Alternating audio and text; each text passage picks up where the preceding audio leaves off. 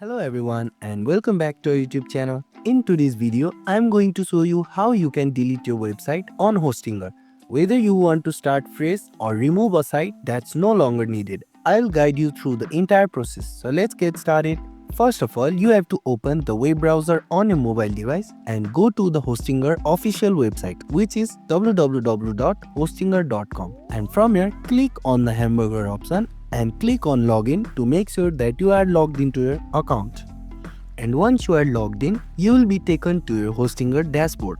Here, click on the hamburger option and click on the option saying domain. From here, click on the option saying domain portfolio. In this page, you will see all the domains which you are currently managing.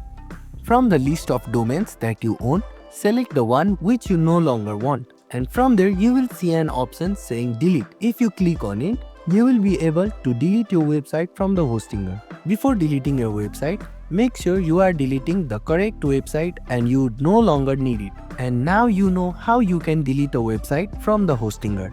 And if this video was helpful, please don't forget to like, share and subscribe to our YouTube channel and comment down if you have any query.